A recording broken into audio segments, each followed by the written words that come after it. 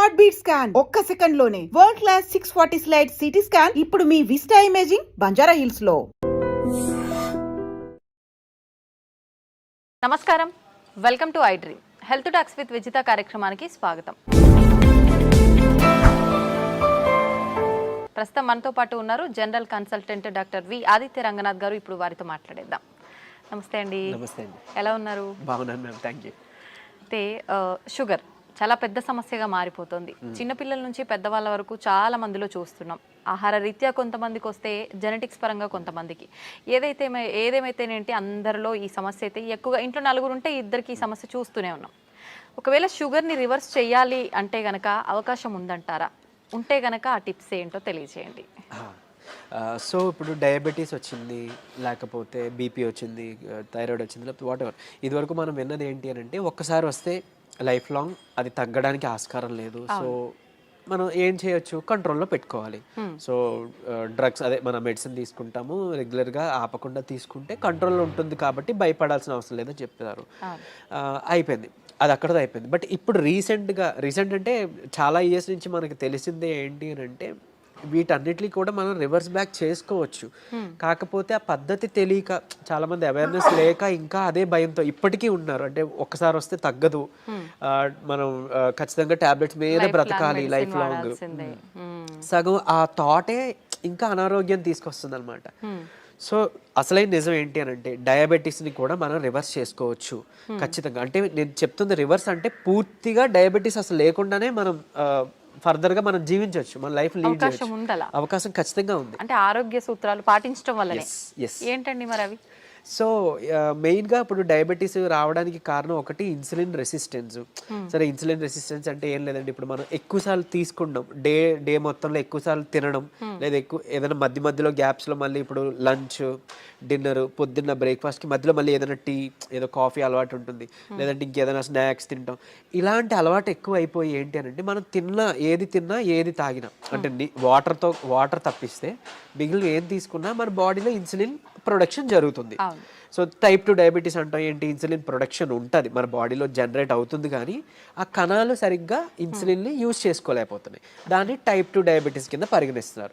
ఒకవేళ ఇన్సులిన్ ప్రొడక్షనే లేదు బాడీలో, మన ప్యాంక్రియాస్ సరిగ్గా పనిచేయట్లేదు, అందులో ఐలెట్స్ ఆఫ్ లాంగర్హాన్స్ అని ఒక కణాలు ఉంటాయి, దాని నుంచే మనకి ఇన్సులిన్ వస్తుంది. సో ఇన్సులిన్ సరిగ్గా ప్రొడక్షన్ లేదు అని అంటే అది టైప్ 1 కింద మనం పరిగణిస్తున్నాం. చిన్నపిల్లల్లో కూడా టైప్ 1 అది చూడొచ్చు. సో ఇప్పుడు ఇన్సులిన్ ప్రొడక్షన్ జరిగి మనం తిన్న ప్రతిసారి మన గ్లూకోజ్ లెవెల్స్ ఏదైతే ఉందో అది మేనేజ్ చేయడానికి ఇన్సులిన్ ప్రొడక్షన్ జరిగి, అంటే స్పైక్ అయ్యి అది కంట్రోల్ తీసుకొచ్చి మళ్ళీ అది ఇన్సులిన్ తగ్గి ఆ స్పైక్ తగ్గి మళ్ళీ మనం తింటున్నాం, మళ్ళీ పెరుగుతుంది కదా. ఇలా అస్తమాను పెరిగి తగ్గడం వల్ల మన బాడీ అలవాటు పడిపోతుంది ఆ ఇన్సులిన్, సెట్ అయిన ఇన్సులిన్ లెవెల్కి. సో ఇన్సులిన్ రెసిస్టెన్స్ వచ్చేస్తే ఏమవుద్ది, ఇదే గ్లూకోజ్ని, అంటే రోజువారీ తినే సేమ్ అదే మోతాదు ఒక గ్లూకోజ్ని మనకి ఇప్పుడు మెటబలైజ్ చేయాలి అని అంటే ఇన్సులిన్ ఈ మోతాదుకి మించి ఇంకా ఎక్స్ట్రా ప్రొడక్షన్ జరగాల్సి వస్తుంటుంది అనమాట. అంటే ఈ లెవెల్కి అది కంట్రోల్కి రావట్లేదు, దాన్నే ఇన్సులిన్ రెసిస్టెన్స్ అంటున్నాం. సో మనం చేయాల్సిన పని ఏంటి అంటే ఇన్సులిన్ రెసిస్టెంట్ తగ్గించి ఇన్సులిన్ సెన్సిటివిటీ మనం పెంచుకోవాలి ఒకటి. తర్వాత ఆహారంలో చిన్న మార్పులే, అంటే ఇప్పుడు డయాబెటీస్ మనం ఇది చేయాలి అని అంటే సరే ఏముంది రైస్ మానేయండి అని చెప్తారు, అంతే కదా, మాకు చాలా ఇబ్బంది, మేము చేయలేము అని అంటారు. అలా ఏం కాదు, కొన్ని పద్ధతులు ఉన్నాయి, నేను చెప్తాను ఇప్పుడు ఖచ్చితంగా. అది పాటిస్తే ఏకంగా డయాబెటీస్ చక్కగా కంట్రోలే కాకుండా రాబోయే రోజులు, అంటే మీకు ఫస్ట్ 3 months 4 months కంట్రోల్ తెచ్చుకుంటారు. ఆ పైనుంచి మనకి టార్గెట్ ఏంటి అని అంటే మనం వాడుతున్న మెడిసిన్ నెమ్మదిగా డోస్ తగ్గించుకోగలగాలి. అంటే తగ్గించగలగాలి అంటే ఆటోమేటిక్గా మనకి లెవెల్స్ తగ్గితే యాజ్ ఏ మీ డాక్టర్ కానీ మేము కానీ తగ్గించగలుగుతాం కదా. తగ్గించిన తర్వాత దీన్ని పూర్తిగా రివర్స్ బ్యాక్ చేసుకొని నార్మల్ లైఫ్, అంటే ఆ ఫుడ్ని తీసుకుంటూ చక్కగా మనం ఎలాంటి ట్రీట్మెంట్, అంటే ఈ డ్రగ్స్ తీసుకోకుండా ఉండడం. మళ్ళీ అది తగ్గిపోయిన తర్వాత మళ్ళీ పంచదార తినేస్తాం, మైదా పిండి తినేస్తాం, గోధుమ పిండి తినేస్తాం, లేకపోతే ప్రాసెస్డ్ ఫుడ్ తినేస్తాం. అంటే అసలు అదే మెయిన్ ప్రాబ్లం. అంటే high saturated fats, high carbohydrates ఉండడం వల్లనే మనకు వస్తుంది. ఇది వరకు వాళ్ళకి, అంటే మన పెద్దలకి అప్పట్లో ఎందుకు రాలేదంటే వాళ్ళు ఇవేం తీసుకోలేదు కాబట్టి వాళ్ళకి రాలేదు. సో మనం అది ఫుడ్డే ఇది ఫుడ్డే కదా, ఏదో నార్మల్ లైఫ్, అంటే తగ్గిన తర్వాత మళ్ళీ తినేయొచ్చు అన్న వాళ్ళకి ఇది ఆన్సర్ చెప్తున్నా. సో అది కాదు, నార్మల్గా మీరు రైస్ తీసుకోవచ్చు, రైస్ పూర్తిగా మానే అవసరం లేదు, కాకపోతే రైస్తో పాటు కొన్ని తీసుకోవాల్సి ఉన్నాయి. సో చూడండి సింపుల్ టెక్నిక్, హై కార్బోహైడ్రేట్స్ తీసుకోకూడదు, హై కాంప్లెక్స్ కార్బోహైడ్రేట్స్ తీసుకోకూడదు, తర్వాత హై సాచురేటెడ్ ఫ్యాట్స్ తీసుకోకూడదు. సో ఇవి తప్పిస్తే మరి మిగిలిన ఆప్షన్ ఏంటి? కొంతమంది ఇక్కడ ఏం చేస్తారంటే కార్బోహైడ్రేట్స్ తీసుకోకూడదు అన్నారు కాబట్టి పూర్తిగా కార్బోహైడ్రేట్స్ని తగ్గించేస్తున్నారు, అంటే నో కార్బోహైడ్రేట్ ఫుడ్ అంటారు, అలా వెళ్ళిపోతున్నారు, కీటో డైట్స్ అని. అలా వద్దు. అలా అయితే ఏమవుతుందంటే మనకి ఇన్ని సంవత్సరాలు లేదా ఇన్ని జనరేషన్స్గా మనకి బాడీకి కార్బోహైడ్రేట్స్ అలవాటు, సో దాని డైజెషన్ అలవాటు. సో అక్కడ నుంచి మళ్ళీ అది బ్రేక్ డౌన్ అయ్యి గ్లూకోజ్ కింద మనకి కన్వర్ట్ అవుతుంది, మనకి శక్తిని ఇస్తుంది, బాగుంది. మీరు తినడం మానేస్తే ఒకటి మీకు కూడా బాడీకి అది కొత్తది ఏంటంటే కార్బోహైడ్రేట్స్ అసలు అది డైజెషన్ చేసే ఒక పద్ధతే మర్చిపోద్ది మన బాడీ. సో రేపు పొద్దున్న నార్మల్ సింపుల్గా కార్బోహైడ్రేట్స్ తీసుకున్నా దానికి చాలా కష్టపడాల్సి వస్తుంది. అండ్ ఈవెన్ ఒకవేళ జెనెటికల్గా నెక్స్ట్ జనరేషన్స్ పాస్ అయిన అయింది అనుకోండి, అది ఇంకా ఇబ్బందిగా, అంటే నార్మల్ అన్నమే మనం అరాయించుకోలేకపోవచ్చు, లేకపోతే నార్మల్ సమోసానే ఎంజాయ్ చేయలేకపోవచ్చు మనం. సో అట్లా. సో సరే ఓకే, హై కార్బ్స్ అంటే తెలుసు, ఈ రైస్ నార్మల్గా అవి తీసుకునేవి, ఈ రైసు తర్వాత ఈ మైదా గోధుమ పిండి ఇవన్నీ తినమని చెప్తుంటారు, అంటే రైస్ని తగ్గించి మైదా గోధుమ పిండి తినమని అంటారు కదా. సో అది కూడా రిఫైన్డ్ తీసుకుంటే, పంచదార లేకపోతే గోధుమ పిండి ఇవన్నీ రిఫైన్డ్ ఫ్లోర్ బయట కొని తెచ్చుకుంటే అది కూడా మళ్ళీ మనకు ప్రాబ్లమే. సో మనం మిల్లులో వెళ్ళి ఆడించుకుందాం, అంటే డైరెక్ట్గా వెళ్ళి మనం గోధుమలు అలాగా గోధుమలు, దానికి జొన్నలు యాడ్ చేయొచ్చు, రాగులు యాడ్ చేయొచ్చు, సోళ్ళు అంటాం కదా, సో అలా రాగి మాల్ట్లో తీసుకునే రాగులు అవన్నీ యాడ్ చేసి దాంతో మనం రొట్టిలానో లేకపోతే మిల్లెట్స్ ఏమైనా దానికి యాడ్ చేసి, కినోవా అని ఇప్పుడు వస్తుంది, సరే అంత అఫోర్డ్ చేయలేదు అన్న వాళ్ళకి పోనీ మనకి ఏమంటారు సామెలు, అరికిలు, గంట్లు అలాంటివన్నీ తక్కువ రేట్కే వస్తుంటాయి కదా, అలాంటివి ఇంక్లూడ్ చేసుకోవచ్చు. పూర్తిగా రైస్ మానేమని నేను చెప్పట్లేదు, రైస్తో పాటు ఇది తీసుకోండి. సరే ఇదంతా కాదులేండి, ఓన్లీ రైస్ నాకు కర్రీ మాత్రమే అలవాటు ఉంది, ఇప్పుడు ఇంకేదైనా సింపుల్గా చెప్పండి అని అంటే ఉంది ఒక పద్ధతి. మనకి ఇప్పుడు ఇన్సులిన్ రెసిస్టెన్స్ అని మాట్లాడుకున్నామే, HbA1c మీ అందరికీ తెలుసు, 3 నెలల యావరేజ్ తీస్తే మనకి ఎంత ఉంది అనే దాని మీద మన డయాబెటీస్ ఉందా లేదా, కంట్రోల్లో ఉందా లేదా అని తెలుస్తుంది. సో దాన్ని మనం కంట్రోల్ పెట్టడానికే కదా ఇప్పుడు అన్ని చెప్తున్నాం, మన ఇన్సులిన్ వాడాలన్నా లేకపోతే ఈ మెట్ఫార్మిన్ మన డయాబెటీస్ డ్రగ్స్ వాడాలంటే కూడా మనకు అలానే దేవుడు కూడా ఇచ్చిన ఆహారంలో ఈ పని చేసే ఉన్నాయి. ఏంటి అని అంటే ఒకటి కీరా దోసకాయలు, తర్వాత పంకిన్ సీడ్స్ గుమ్మడి గింజలు, తర్వాత పాలకూర. వీటిలో ఏంటంటే పాలకూరలో తర్వాత పంకిన్ సీడ్స్లో వైటమిన్ E ఉంటుంది, అది మీ HbA1cని చక్కగా కంట్రోల్ తీసుకొస్తుంది. అండ్ ఇప్పుడు చెప్పిన ఆహార పదార్థాల్లో మీకు ఇన్సులిన్ రెసిస్టెన్స్ని తగ్గించి సెన్సిటివిటీని పెంచే ఉంటాయి. సో ఇప్పుడు సరే కొంత లిస్ట్ చెప్తాను చూడండి. మష్రూమ్స్ బాగా అదే మన ఉడకబెట్టిన గుడ్లు ఫుల్గా విత్ సొనతో పాటు తీసుకోవాలి, అది కొలెస్ట్రాల్ కాదు, మంచి కొలెస్ట్రాల్ తీసుకోండి. సో తర్వాత నెయ్యి, తర్వాత మన కీరా దోసకాయలు, తర్వాత ఓట్స్, గ్రీన్ పీస్ అదే మన పచ్చి బఠానీలు, తర్వాత రాజ్మా, కిడ్నీ బీన్స్ అంటాం రాజ్మా, అలానే మిగిలిన బీన్స్ కూడా చక్కగా మిగిలిన రకాల బీన్స్, చిక్కుళ్ళు బీన్స్ ఇట్లాంటివన్నీ తీసుకుంటే కనుక ఇవన్నీ కూడా మీ ఇన్సులిన్ రెసిస్టెన్స్ని తగ్గించినవే. సో మీ ఇష్టం, గుడ్లు ఇప్పుడు ఆమ్లెట్ రూపంలో తీసుకోండి, నిద్రకి పనికి వస్తుంది ఆమ్లెట్, ప్లస్ దీనికి కూడా హెల్ప్ అవుతుంది. సో ఈ ఫుడ్ని మీరు కంపల్సరీగా క్యాబేజీ, కాలీఫ్లవర్, సో బ్రాకోలీ కానీ ఇలాంటి ఇవన్నీ కూడా మీ ఫుడ్ డైలీ ఫుడ్లో ఏదో ఒక రూపంలో ఇంక్లూడ్ చేసుకోండి. ఏదో ఒక్క పదార్థమైనా అట్లీస్ట్ కర్రీ, మనం అది వదిలేసి మిగిలినవి ఏవో తీసుకున్నామంటే మళ్ళీ కంట్రోల్కి రాదు, మీ అందరికీ తెలిసిందే. చాలామంది ఎక్కువ పాలకూర కూడా తినరు, సో అట్లా. లేదంటే మునగాకు ఉంది, సో మునగాకును కూడా మీరు పౌడర్ రూపంలో చేసుకోవచ్చు, ఎండబెట్టేసి చక్కగా పౌడర్ చేసుకొని ఒక చెంచా యాడ్ చేసుకోండి ఒక ముద్దకి, అన్నంతో పాటు రైస్తో తీసుకోవచ్చు, హాట్ వాటర్లో కూడా తీసుకోవచ్చు, మజ్జిగలో కలిపి తీసుకోవచ్చు. ఇది ఒక మనిషికి డైలీ లిమిట్ ఒక చెంచా. సో అట్లా అని ఇప్పుడు ఏం చేస్తారంటే కొంతమంది ఏదైనా రసం, చారు దాంట్లో కలిపేస్తారు, బట్ అది కలిపేస్తే అంటే ఇంట్లో 3 members 4 members ఉంటే అందులో ఎవరికి ఎంత వేయలేని తెలియదు కదా. సో డైరెక్ట్గా మీరు కలుపుకోవడం బెటర్, ఏదర్ వాటర్లోనో మజ్జిగలోనో లేదా మీ అన్నం గిన్నెలోనో. ఇంకోటి అన్నము, ఇప్పుడు అలానే అదే అన్నము కూర తినే ముందుగా 1 కప్పు కీరా దోసకాయ తీసుకోండి, లేదా బీన్స్, మొలకలు తీసుకోండి చక్కగా, ఇవన్నీ మీకు హెల్ప్ అవుతుంది. లేదంటే మన దాలిమ్మ గింజలు 1 కప్ పెట్టుకోవచ్చు, పెట్టి ముందు అది తిని తర్వాత అన్నము కూర మనం తీసుకుందాం.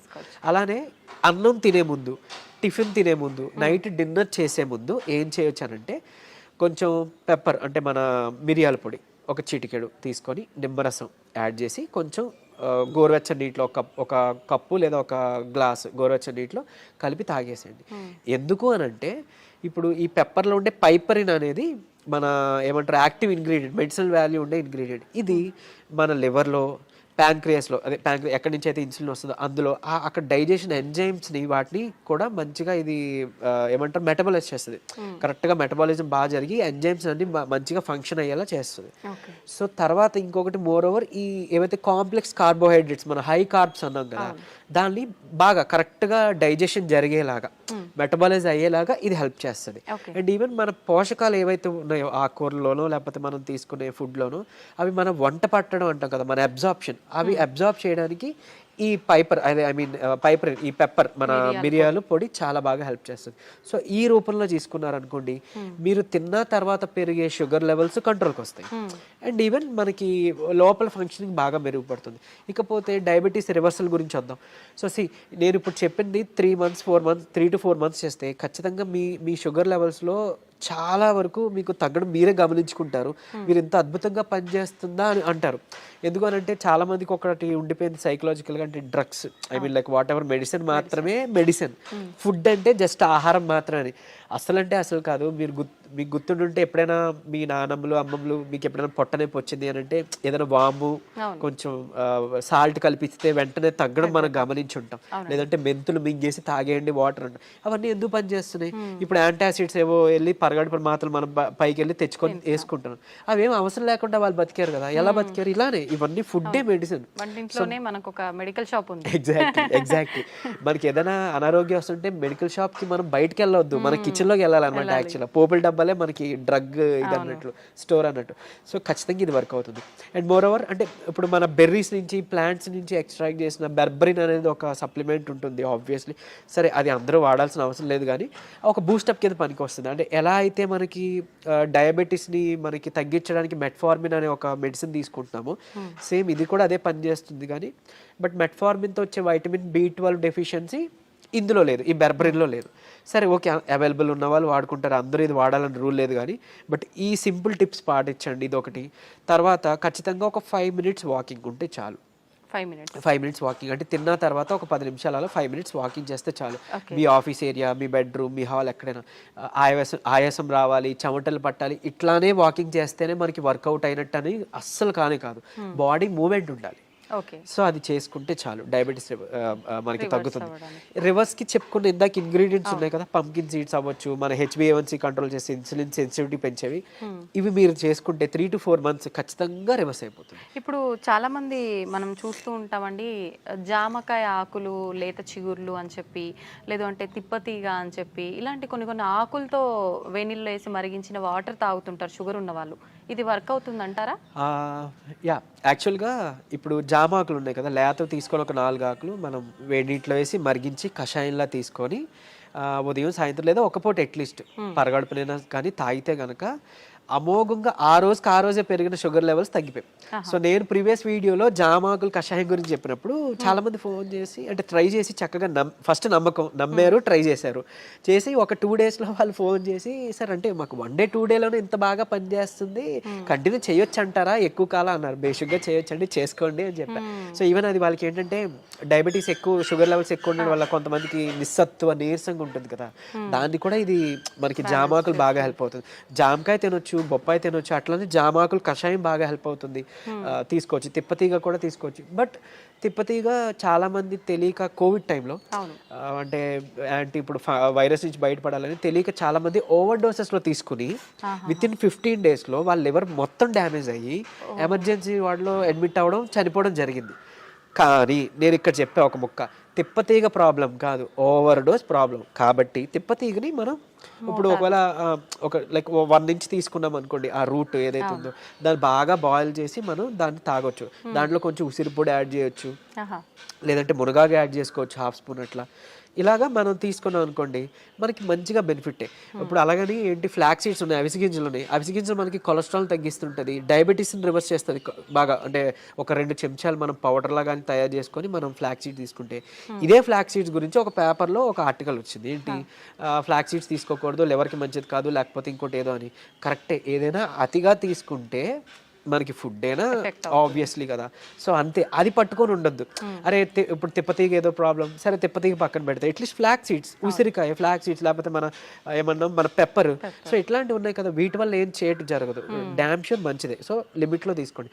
ఇంకోటి ఫ్లాక్ సీడ్స్ గురించి ఇప్పుడు మాట్లాడుకున్నాం కాబట్టి చాలా మంది తెలియక దాన్ని పౌడర్ చేసి స్టోర్ చేసుకుంటున్నారు. వద్దు, అది ఏంటి అని అంటే ఆక్సిజన్కి సెన్సిటివ్ అనమాట, ఎయిర్ సెన్సిటివ్ యాక్చువల్గా. దీన్ని మనం ఎంత ఎయిర్ టైట్ దీంట్లో స్టోర్ చేసుకున్నా, ఎంత అమోఘంగా పనిచేస్తుందో ఇది అంత చేడ్ చేస్తుంది. స్టోర్ చేస్తే ఆక్సిడైజ్డ్ అయిపోయి మనం ఎంత ఇది చేసినా అది అయిపోతుంది. సో ఫ్రెష్గా తయారు చేసుకోండి. ఒక 2 చెంచాలు చిన్న మిక్సీ గిన్నెలో మాత్రం అవుతుంది, పెద్ద మిక్సీ గిన్నెలో అవ్వదు. సో చేసుకొని మీరు బటర్ మిల్క్లో మిక్స్ చేసుకోవచ్చు. కొలెస్ట్రాల్ తగ్గుతుంది, డయాబెటీస్ రివర్సల్కి హెల్ప్ అవుతుంది. అండ్ ఈవెన్ మనకి బయట బనానా ఫ్లోర్ అని దొరుకుతుంది, అరటి దీని నుంచి తీసిన పిండి.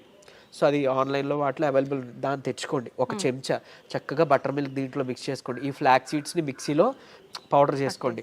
పరగడుపునే తాగండి.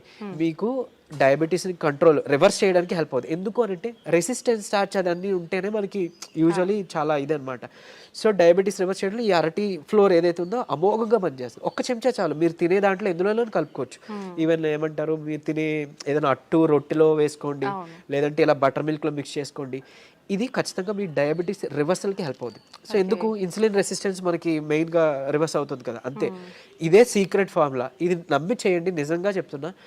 మీరు ఇయర్స్ డ్రగ్స్ అది వాడాల్సిన అవసరం లేదు. అండ్ ప్రీవియస్గా ఒక వీడియోలో నేను చెప్పాను, లైక్ పరగడుపున ఒక చెంచా కలబంద గుజ్జు తీసుకోండి అని. అది నేను ఎక్కడో మెడికల్ క్యాంప్కి వెళ్ళినప్పుడు ఒక ఆవిడ నా వీడియో చూసారంట. ఆవిడ కంట్రోల్ అయింది. సో మీరు ఇదివరకు వాడేవారు కదండి ట్యాబ్లెట్, ఈ నెల చాలా వరకు తగ్గింది. ఏం చేశారంటే, మీ వీడియో చూసాను సార్, యాక్చువల్గా కలబంద గుజ్జు చెప్పారు, పరగడుపును తీసుకోవడం మొదలు పెట్టాను, నాకు ట్యాబ్లెట్ తగ్గిపోయింది, సగానికి సగం డోస్ తగ్గిపోయింది. And with in next 2nd or 3rd మంత్లో ఆవిడకి పూర్తిగా నేను ఆపేశాను. ట్యాబ్లెట్ తీసుకోవాల్సిన అవసరం లేదు, ఆవిడకి డౌన్ అయిపోతుంది. సో అంత బాగా పనిచేస్తాయి మనకి దేవుడిచ్చిన ఇవన్నీ మెడిసిన్సే. సో ఇందులో చెప్పింది ఏదైనా వాడుకోండి. మీకు ఏం పని చేసిందో కమెంట్లో చెప్పండి. సో మిగిలిన వాళ్ళకి ఇన్స్పైరింగ్గా ఉంటుంది. అండ్ ఏది పని చేయలేదో లైక్ నాకు తెలిసినప్పుడు నేను సజెస్ట్ చేయగలుగుతాను మీకు ఆల్టర్నేట్గా. ఓకే, థ్యాంక్ యూ అండి. నిజంగా చాలా యూస్ఫుల్ టిప్స్ అనేది తెలియజేయడం జరిగింది. నమస్తే.